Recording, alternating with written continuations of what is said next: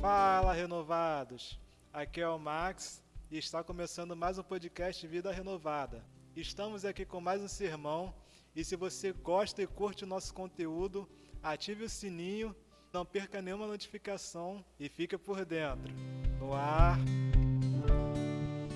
E é falando sobre fuga que eu quero compartilhar aqui nessa noite. Não como fugir, mas como enfrentar. Mas o tema é um plano de fuga.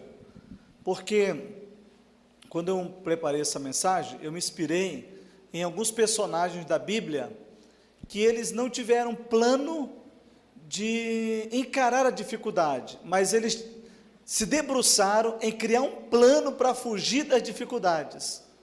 Que isso é que é o mais importante, a gente poder resolver as coisas. Tem pessoas que elas vão prorrogando as coisas da sua vida. Tem uma coisa para tomar uma decisão séria e ela vai prorrogando, ela vai, sabe, naquela moinha, aquela coisa assim, que, não, amanhã eu resolvo. Aí passa uma semana, depois, não, na próxima semana eu resolvo. Quando a pessoa que não terminou o mês que vem eu resolvo. E aí quando a pessoa que não, já adentra o segundo mês, não resolve, e a coisa vai morrinhando. Às vezes a pessoa, ela tem um plano de fuga, porque ela não sabe resolver em primeiro lugar os verbos diante de si, os verbos que nos fazem ter as ações. Certa ocasião, eu atendi uma paciente, e ela estava com várias queixas de problema de saúde, mas ela tinha também uma queixa emocional, ela estava muito chorosa, ela estava muito triste, porque ela havia tomado uma decisão, mas era uma decisão que ela não queria tomar, então ela estava muito chorosa. Sabe quando a pessoa fala assim, eu acho que eu fui ruim, a pessoa me pediu para eu fazer uma coisa, eu não fiz, eu fui ruim, e aí eu pedi para ela então, eu falei assim, então, já que você está se sentindo tão ruim assim, me coloque a par do que aconteceu para que você esteja tão ruim assim. Aí ela falou que uma pessoa lhe pediu para lhe fazer um favor, e aí ela disse que não podia fazer esse favor. Aí ela disse, eu falei para a pessoa, é uma pessoa da família dela, ela falou assim, eu não posso, porque ela estava já comprometida em isso, ia atrapalhar o tratamento de saúde dela. Então ela precisar dispor de umas 3 ou 4 horas do seu dia, que era exatamente o tempo que ela poderia estar se cuidando melhor. Então exatamente por ela não estar se cuidando, é que ela estava com a saúde dela ruim. Aí agora, diante desse quadro, ela estava se sentindo mal. Ela falou, nossa, mas eu não queria dizer isso para a pessoa, mas eu terminei dizendo isso, eu estou mal, e aí eu chorava, e eu falei para ela o seguinte, eu falei, olha, vamos procurar entender aqui então, exatamente o que aconteceu, e por que você está chorando? Você está chorando não é porque você rejeitou em ajudar aquela pessoa, você está chorando porque você não pode ajudar aquela pessoa. E aí eu expliquei para ela, existe uma grande diferença entre você não poder e você não querer. Tem uma grande diferença, e é muito importante quando a gente tem essa clareza. Quando você fala eu não quero, você está rejeitando.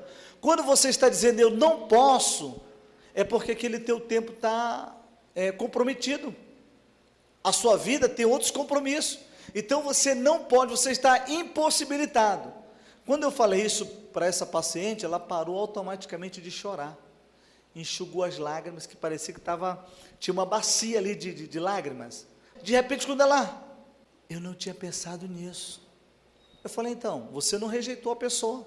Aí, mas eu acho que ela ficou achando, então você vai chegar em casa, você vai mandar uma mensagem para ela, vai ligar, enfim, você vai marcar, você não vai mandar nenhum recado via WhatsApp não vai nem usar o WhatsApp como recado não, você vai marcar com essa pessoa, diante dela você vai falar assim, olha, naquele dia que eu disse não, eu até chorei, você de repente pensou, eu me achei uma pessoa ruim, mas eu fui conversar com um terapeuta, ele me esclareceu, que na verdade, eu não estou rejeitando em querer lhe fazer um favor, eu muito queria lhe fazer um favor, mas eu não posso. E aí, tivemos outros assuntos ali a tratar, mas ela foi embora. Horas depois ela me mandou uma mensagem: olha, muito obrigada, eu estou tão leve, estou tão bem, eu estou sentindo que de ontem, foi no dia seguinte que ela mandou mensagem, de ontem, desde quando você falou comigo, para hoje, eu senti que a minha saúde melhorou muito, mas muito mesmo. Por quê? Ela estava com um plano de fuga, e não de encarar a dificuldade. Às vezes as pessoas, elas podem estar com um plano de fuga, porque elas não estão tendo clareza de como definir o que eu estou fazendo.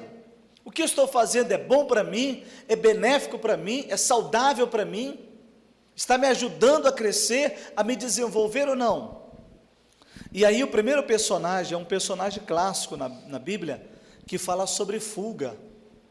E olha, a fuga dele, irmãos, foi uma fuga assim que foi brilhante, pelo menos em plano, né, em escrito, né, foi brilhante. Ele teve um belo plano, um lindíssimo plano, que talvez, não o plano em si, né, mas a ideia dele é boa, não dentro desse plano dele, mas a ideia dele seria muito boa, se fosse, por exemplo, no período de férias. Foi Jonas, que fugiu num cruzeiro, irmãos, olha aí, fugiu num cruzeiro. Está aqui, diz a palavra de Deus, em Jonas capítulo 1, versículo 1 até o 3, diz o seguinte: a palavra do Senhor veio a Jonas, filho de Amitai, com esta ordem: vá depressa à grande cidade de Nínive e pregue contra ela, porque a sua maldade subiu até a minha presença.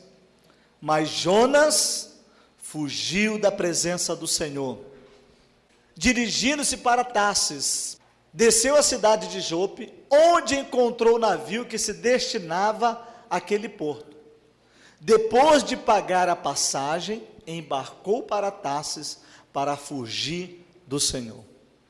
Olha aí, que plano para ele na hora, brilhante, né? Deus não vai estar lá no cruzeiro, vou estar passeando, Deus não dá tirar folga, não tirar férias, aquelas coisas todas, né? Eu vou estar lá, ninguém me conhece mesmo, não vou estar com Bíblia, não vou estar com nada lá, não vou estar cantando, não vou estar louvando, não vou fazer nem culto. Talvez ele até botou uma roupa de turista, sabe aquelas roupas de turista lá, quadriculada, florida e tal, né? Se fosse nos dias atuais, ele estaria com uma câmera fotográfica, estaria ali totalmente disfarçado. Talvez essa era a ideia dele, de se passar ali por aquela situação, como um cara desapercebido, um cara comum.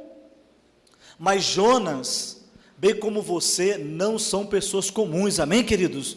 Nós somos pessoas especiais aos olhos de Deus, e por misericórdia de Deus, Ele não vai deixar que nós viemos sair do plano dele, só se a gente insistir, aí é uma coisa, mas Ele vai criar mecanismos, meios, para que a gente acorde, para que a gente veja que a fuga nunca será a melhor opção. Então o que aconteceu aqui? Veio a palavra de Deus para ele, e a palavra de Deus era urgente: vá depressa. Só que ele teve mais pressa, foi de fugir, teve pressa, foi de se envolver, de elaborar, de não se envolver com o plano de Deus, com o projeto de Deus, mas em criar o seu próprio plano. Bom, Deus quer que eu vá para lá? Eu já sei, eu vou é para cá, né? Eu não vou para lá não, vai que chego lá, Nínive, ninguém quer saber de Deus. Eu tenho ouvido dessa cidade, é uma cidade que é um pessoal com coração duro, um coração que pessoas são más ali dentro, vai que eu chego lá para falar de Deus, eles vão me matar. Talvez Deus não esteja sabendo de tudo dessa cidade, mas eu estou sabendo, eu vou é fugir.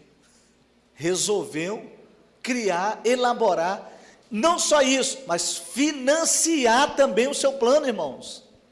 Olha quantos esforços estavam envolvidos nessa ação, nessa atitude de Jonas. Ao invés de se envolver, de interagir com o plano de Deus, com a vontade de Deus, ele quis foi fugir. Então, não fuja, encare. Qual é o plano de Deus para a sua vida? O que Deus escolheu para a sua vida? O que Deus te chamou para fazer? Será que você está fazendo ou você está fugindo disso? Será que você tem abraçado essa responsabilidade de Deus? Ou você, aonde você está, o que você está fazendo, você na verdade não está fugindo de viver o que Deus tem para a sua vida? Eu já contei aqui para vocês, que uma vez eu passando algumas lutas, todos nós passamos, luta no ministério, e já tinha uns 2 anos, 2 para 3 anos já no ministério. Na época não era pastor, era missionário. E aí eu passando algumas lutas, sabe aqueles desertos que você fala, não vai passar nunca isso aqui? Não, eu não vou morrer no deserto, eu vou fugir do deserto. Aquela coisa, né? E aí eu estava ali orando um dia, aí eu tomei uma decisão. Sabe aquelas decisões que você toma, não é com a oração, mas é com a razão? Foi assim, já sei. Eu vou sair da obra de Deus, eu vou trabalhar para financiar outras pessoas que querem fazer a obra de Deus como eu. Aí eu fiquei pensando, aquela ajudinha que você quer dar para Deus, né? Falei, Senhor, porque eu quero fazer, mas eu estou encontrando dificuldade. Talvez se eu sair daqui e estiver em melhores condições financeiras, eu vou poder ter um olhar e falar, aquele ali, tem um perfil tem a pegada que eu tenho, eu vou financiar ele. Aí já não é mais Deus, sou eu, né? Aí o que aconteceu, irmãos? Estava ali orando, aí tinha tomado aquela decisão, já estava convicto, já estava até arrumando já em mente, né, as malas, já vou fazer isso, já tinha vários planos, não escrito, mas pelo menos já elaborado na mente. Aí quando foi no dia seguinte eu fui orar. Primeiro eu fiz todos os planos, depois, aí no segundo dia eu fui orar, estava ali orando. Aí me vem uma palavra de Deus assim, irmãos, ao coração, mas aquilo foi tão forte, que aquele que foi chamado não pode se envolver com as coisas deste mundo, mas antes o seu objetivo, o seu propósito, é fazer a vontade daquele que o chamou. Irmãos, aquilo assim, eu estava ali orando, de repente, eu não estava pensando em nada, eu estava só orando, Senhor, me ajuda, me dê força, eu quero fazer isso, e de repente, parecia, olha, só para vocês terem uma ideia, o texto era tão legível, tão claro, igual vocês estão vendo aqui, no telão.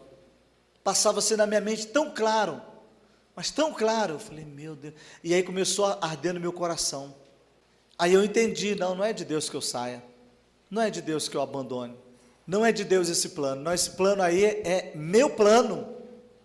E aí automaticamente já comecei a desfazer todos aqueles planos, e a minha oração já foi, Senhor, me ajuda a viver os teus planos, me ajuda, Senhor, me dê força para viver os teus planos. E assim as coisas foram se caminhando, foram se desenrolando, as coisas têm acontecido, vem acontecendo, e eu já estou por fazer 30 anos na obra de Deus. Então fugir, irmãos, nunca é o plano ideal. E uma das coisas que é muito interessante, para que a gente não venha viver em constante fuga, ou ser um constante fugitivo, é a gente saber o nosso propósito de vida. Você sabe qual é o seu propósito de vida? Você já parou para pensar, por que Deus me trouxe à existência? Porque nós, irmãos, nós estamos entre milhares para ser fecundado, porém, por obra divina, caímos nós. Nós já vemos já com a certeza, vai ser você. Ok, Deus me trouxe à existência. Qual o propósito disso? Com qual finalidade? Para que Deus me trouxe à existência? Tem pessoas que por não saberem qual o propósito de vida, elas se entregam às drogas. Não se vê uma pessoa entregue às drogas, ela não tem um sentido da vida. Aí você vai conversar com ela, aí você fala assim, cara, você está se destruindo. Cara, olha só como é que você está. Aí, qual é a primeira reação que ele fala? Eu não quero saber não. Eu não estou nem aí para a minha vida. Não tem um senso de valor. Não tem um sentido de propósito. Então ele precisa ser restaurado para que ele possa cair. Cara, e geralmente quando a pessoa ela cai em si e fala, cara, eu estou destruindo a minha vida. Não vou destruir minha vida com droga, com bebida, desperdiçando meu tempo. Não, vou sair disso daqui. Aí a pessoa está começando a encontrar o seu propósito de vida. Mas olha, não é só o drogado, o alcoólatra, sabe, que não tem um propósito de vida. Até muitos crentes também ainda não conhecem o seu propósito de vida. Sabe aquela coisa? Eu estou vivendo um dia após o outro. Sim, é interessante você viver um dia após o outro, mas você saber o porquê que você está vivendo um dia após o outro. Que propósito está te impulsionando para isso? Independente de onde você esteja ou o que esteja fazendo. Você fazer aquilo ali com um propósito. Eu gostei muito quando um médico, que era obstetra, que ele dava a luz, né, ali no parto, as crianças, quando um belo dia ele falou, para ele é o seguinte, quando ele entrava para fazer ali um parto, ele falava, vou fazer mais um parto. Então aquilo ali para ele, já estava até sendo cansativo, ele já estava fazendo aquilo ali há mais de 15 anos. Então para ele era botar as luvas e mais um parto, botar nas luvas e mais um parto, botar as luvas e mais, sabe aquela coisa, mecânica? Até que teve um dia ele parou e pensou, ele estava até pensando em mudar de profissão. De repente ele parou, ele pensou, ele falou, não, calma aí, eu não estou só fazendo um parto, eu estou ajudando uma pessoa a ter vida. Aquilo tudo mudou para ele. Não era mais um parto, era ajudar alguém a ter vida. Então ele, quando ele botava a luva, ele ia lá, ele ajudava alguém a ter vida. Isso é maravilhoso. Até, vocês já ouviram falar que tem crianças que às vezes, que quando nasce, o médico tem que dar uma palmada para ele sobreviver. Você sabe disso, né? Não é de maldade que ele faz aquilo ali, não. É porque a criança está tão bem aconchegada lá no ventre, que quando ela sai, ela tem que respirar por ela mesma. Mas ela não quer respirar, ela quer continuar lá dentro. Aí o médico tem que levantar e, para ele sentir a dor, ele começa a chorar. Aí, né? Ou seja, o que o médico... Acorda para a vida, meu filho. É hora de chorar. É exatamente isso. Você já saiu. Você não vai ficar lá para sempre, não, é hora de viver. Eu estou te trazendo para a vida, vamos viver.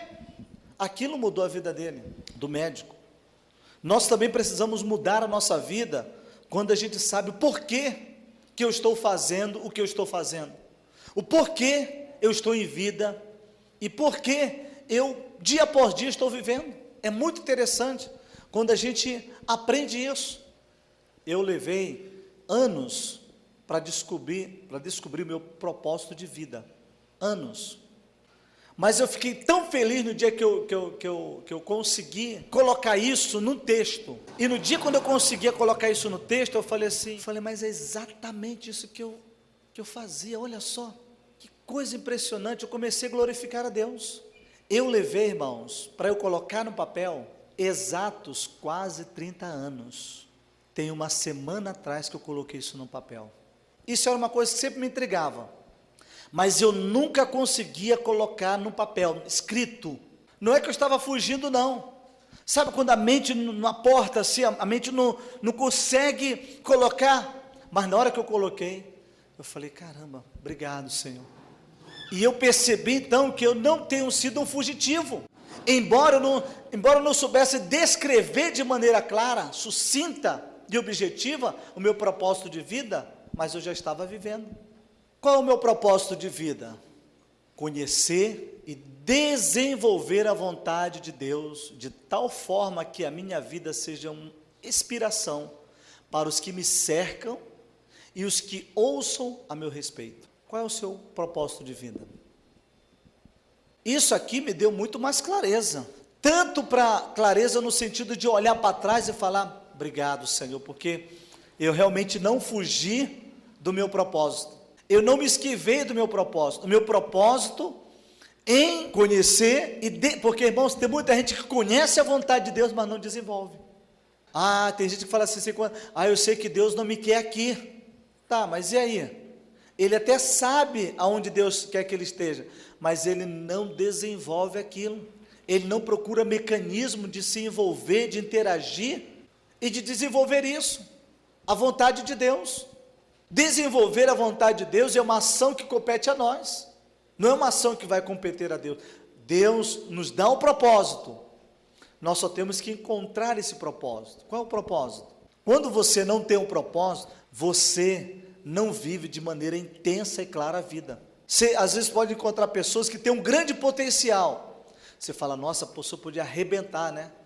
pessoa, olha só, uma pessoa tem competência, mas aí você vê que a pessoa ela não decola, ela não vai adiante.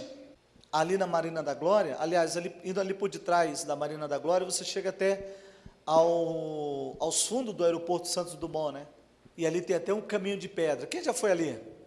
É uma opção legal, de repente, para quem quiser ir fazer um dia um passeio assim, levar um lanche, vai lá para você ver um local legal, para você ir passear, descansar um pouquinho, arejar a mente, receber um pouquinho daquela brisa do mar, e aí você vai ver uma coisa muito interessante, a decolagem dos aviões, é fantástico, tem aviãozinho pequenininho, você fala, rapaz, olha a rapidez disso daí, e fica, né, só que você não está vendo o avião, porque tem uma parte que não dá para a gente vê-lo, na hora que ele está pegando o impulso, né, quando na verdade a gente o vê, ele já está pegando já a subida, é fascinante. Aí você imagina aqueles aviões grandalhões assim, irmãos, tem essa experiência de vê-los, marca um dia, tira um dia para você ver, você não vai pagar nem ingresso, é gratuito, ali é aberto, é liberado, o lanche você vai comprar e vai levar e vai degustá-lo ali, e você vai ver o que eu estou te falando, aqueles aviões grandes, enormes, irmãos, você está ouvindo o barulho dele, mas não dá para você, porque tem um muro, né, mas aí tem uma parte que tem uma grade, exatamente na parte que tem a grade, é na hora que você está ouvindo o barulho dele, aquele barulho assim intenso, está chegando, quando você está ali diante da grade, quando você pensa que não, ele, gente, a coisa mais impressionante, aquela coisa brutamonte, grande, gigante, você fica olhando assim, caramba, meu, isso é um peso enorme, isso não está leve não, mas olha só, o bicho levantou, aí sabe o que eu penso? Eu também posso levantar de onde eu estiver, eu posso estar pesado do jeito que eu estiver, seja física ou seja mentalmente, mas se eu quiser levantar voo, eu vou levantar voo, tem essa experiência, vá lá e depois me conte, terei o maior prazer de te ouvir. Quiser me mandar áudio de lá, pastor, estou aqui, se quiser quiser filmar, mandar no grupo da Renovada, falar, gente, olha, é isso mesmo, olha o aviãozão que o pastor, pode mandar, é isso mesmo, é você, irmãos, em busca do seu propósito de vida, às vezes a gente tem que ver outros se movimentarem, para a gente se movimentar, às vezes a gente está se achando tão, eu não posso, outro dia no grupo da Renovada, eu postei lá, no grupo da questão da pessoa que, eu fui no restaurante, aí a pessoa estava lá se auto-sabotando, né, vocês lembram que eu contei? Lá em Poço de Calda, né, eu tinha acabado de almoçar e eu contei aquela experiência, eu não estava nem programado de gravar nenhum vídeo naquela hora, eu saí do restaurante com aquilo ali ainda remoendo, eu fazendo a digestão da comida, e assim, pensando naquela mulher, aí eu parei e fiz aquela filmagem.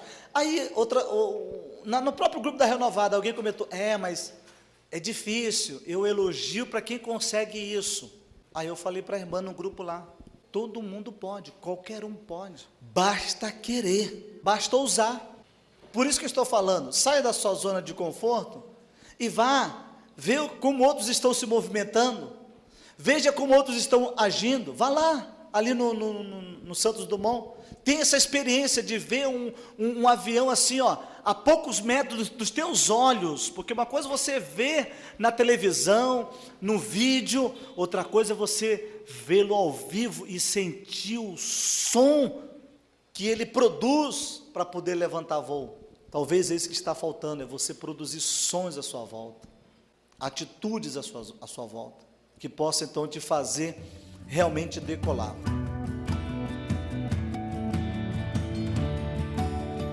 Segundo ponto, Davi, ele quis fugir para o alto mar sozinho. Jonas fugiu no cruzeiro, né? Jonas foi lá, comprou passagem, quis turistar, né? Turistar, aí, já era, que propósito de Deus nada, eu quero passeio, eu quero viver. Davi já foi ao contrário, Davi queria pegar um barco e ir para o meio do mar, Salmo 139, Irmãos, no meio do mar não é brincadeira não, no meio do mar é coisa séria. É tão sério, existe as vidas debaixo do mar. Você imagina você de noite se deparar com uma baleia? Uma vez em Arraial do Cabo, eu tinha uns amigos que eles eram muito aventureiros, e eu caí nas aventuras deles. E eles eram pescadores, eles mergulhavam para pegar peixe de aquário. Fui muitas vezes com ele. Eles mergulhavam no mar e ficavam lá no barquinho. Aí eu ficava pensando, meu Deus, e se aparecer um tubarão aqui? E, irmãos, os caras ficavam, era horas lá embaixo. Daqui a pouco ele surge. Aí aparecia com um saco. Aí, Rivaldo, segura aí. Cheio de peixe. Aí tinha tanto que não queria nem voltar. Vou só subir, fazer um lanche aqui, já vou descer de novo. Aí deixava lá os peixinhos, tchabum, descia de novo. Eu ficava lá sozinho.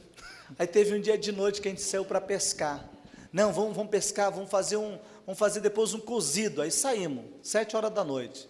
10 horas da noite, nada a gente pegar nada, irmão. Não tinha nada no peixe, no mar, um marzão daquele ali. Vamos para não sei onde. Aí saímos mais adiante, nada. Vamos para ali que vai ter. Bom, quando pensou que nós só estava se distanciando de Arraial. Aí eu falei, meu Deus do céu, daqui a pouco o mar começou a ficar agitado. Eu falei, caramba, o que está acontecendo? Falei, caramba, não, está tranquilo. Daqui a pouco, irmãos, o mar começou a agitar mais. Aquela agitação no mar. E aí começou umas borbulhas. Eu falei, cara, vamos embora. Vamos ligar isso aqui. Começaram a ligar o motor, nada do motor pegar. Eu falei, ferrou, se for uma baleia. Daqui a pouco, irmão, aquele negócio começou a borbulhar. Levantou, era o submarino. Aí abre aquela comporta, está tudo bem aí, tudo no escuro. Era um marinheiro, dando um susto na gente. Aí eu falei, irmãos, todos nós estávamos ali com medo. Eu não sei, mas alguém deve ter tido uma diarreia. Eu não tive, mas eu estava quase me urinando ali naquela hora, assim, de medo. Você imagina um pavor? Foi assim que a gente estava. E a gente estava longe da costa, estava longe pra caramba. Aí o marinheiro, não, está tudo bem. Desculpa aí se a gente assustou vocês. Não, está tranquilo. Entraram, foram embora. Aí o barco finalmente pegou lá, a gente veio embora. Eu falei, cara, pelo amor de Deus, rapaz, nunca mais vou sair para pescar com vocês de noite, não. Ainda bem que foi submarino. Imagina se é uma baleia ali, cara, se é um tubarão. Aí os caras, desculpa aí, não sei o quê. Não, até a gente também ficou com medo. Os caras eram acostumados a fazer isso, mas ficaram com medo naquela experiência. Então, fugir ao mar sozinho, é perigoso, irmãos. Não compensa, não. E Davi, ele falou sobre isso.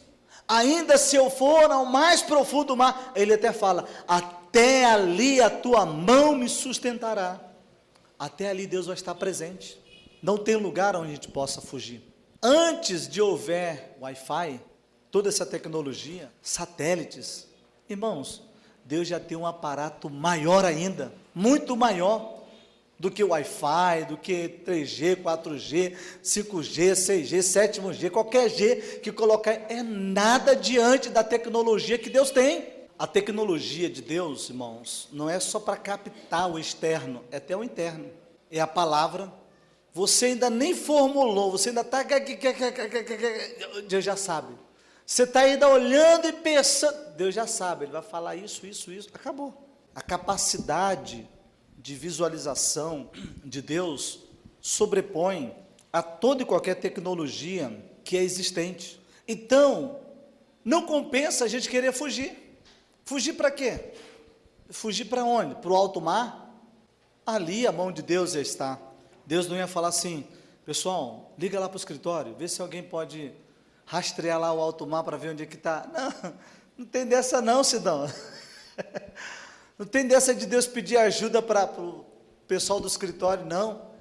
A mão dele vai lá e se faz presente, se manifesta, atua, é libertadora. Então, ele está falando aqui, Senhor, tu me sondas e me conheces, sabes quando me sento e quando me levanto. As mais pequenas particularidades nossas, assim, de comportamento, de ações, Deus conhece, Deus sabe. Até onde você está sentado, onde você está pensando em sentar, até onde você se esconde, até onde você está pensando em se esconder, Deus já sabe, Deus já chegou lá. Você pensou que estava fugindo de Deus, mas Ele já estava lá, com as misericórdias. Então, não desperdice o seu tempo em querer elaborar um sofisticado plano, projeto de fuga, não adianta. seja qual for ele, não adianta. É importante que a gente entenda que a melhor maneira para a gente poder viver bem é não ser um fugitivo, é não viver fugindo do propósito de vida, fugindo das coisas de Deus, fugindo dos projetos de Deus, mas encarando, se submetendo a Deus, abraçando as coisas de Deus. Isso vai ser um diferencial, isso pode ser um diferencial na sua vida. Terceira situação em que um homem tentou fugir de Deus, está lá no livro de 1 Reis, no capítulo 19, do versículo 1 ao versículo 4. Irmãos, Elias, antes desse episódio aqui, era um cara vibrante. Elias era um cara raçudo mesmo, para a obra de Deus. Só que na hora que chegou a ameaça de morte, ele falou o quê? Eu vou fugir. Então, fizeram o decreto de morte para me matar, querem me matar? Eu já sei, eu vou fugir, ninguém vai me achar. Se estão pensando que sou inteligente, eu sou mais esperto do que ele. E ele foi fugir, se lançou nesse projeto de fuga. A primeira coisa, ele deve ter pensado, de repente meu moço não vai conseguir me aguentar, eu vou abandonar logo ele. Parou na primeira cidade e falou, desce aí, fica aí, você vai ficar aqui agora, porque o bagulho agora vai pegar, eu sou sinistro, eu vou me esconder, nem você vai saber onde eu vou me esconder, e acabou. Aí ele foi fugir, irmãos. Chegou um corvozinho lá, John, levando o bichinho para ele comer. Ele não fez um plano tão bem, John, que um pássaro achou ele, e levou comida lá para ele. Que plano mais fajuto é esse, né? Que esconderijo mais fácil, que até um passarinho vai lá e acha. Só que não é um passarinho qualquer. É um passarinho, como diz o irmão, do bico preto. Esse bicho sabe de tudo. Foi lá e, por um propósito de Deus, Deus falou, ó, negócio é o seguinte, tem um homem assim, assim, assim, você vai ter uma missão. Irmãos, se até os pássaros têm uma missão, têm um propósito de vida, quanto mais você e eu. Todos os pássaros de espécies diferentes, eles cantam da mesma maneira? Não cantam.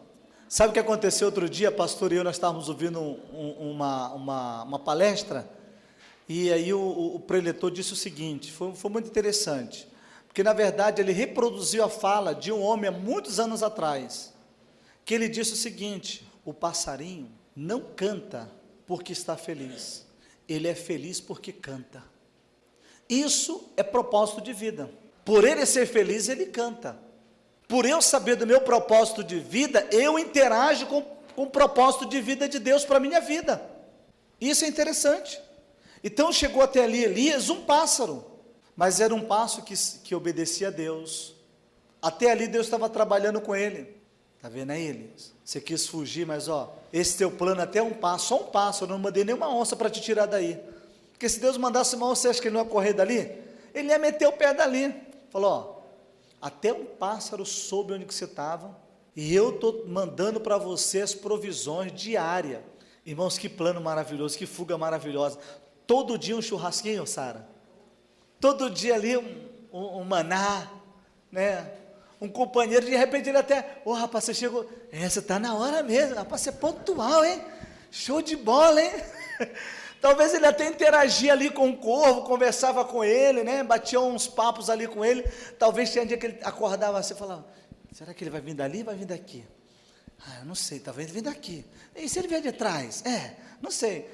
Estava ali. Mas era um pássaro, irmãos, que recebeu orientações de Deus para fazer uma ação diária para ajudar o homem a reconhecer que a fuga não é a melhor opção. A melhor opção é encarar, e a melhor maneira de encarar é de frente. De em frente a gente enxerga as possibilidades, principalmente de vencer, principalmente de superar aquela situação. Último ponto, está lá em Atos capítulo 9, versículo 13 e 15. Os cristãos, eles fugiam para não enfrentar a morte. Atos, capítulo 9, versos 13 a 15. Respondeu Ananias: Senhor, tenho ouvido muita coisa a respeito desse homem e de todo o mal que ele tem feito aos teus santos em Jerusalém. Ele chegou aqui com a autorização dos chefes dos sacerdotes para prender todos os que invocam o teu nome. Mas o Senhor disse a Ananias: vá, este homem é um instrumento escolhido para levar o meu nome perante os gentios e os seus reis, e perante o povo de Israel. Queridos, era uma época muito difícil, era uma época em que os cristãos eles eram perseguidos, mortos, e as suas mortes eram festejadas. Imagina só, era uma época muito difícil.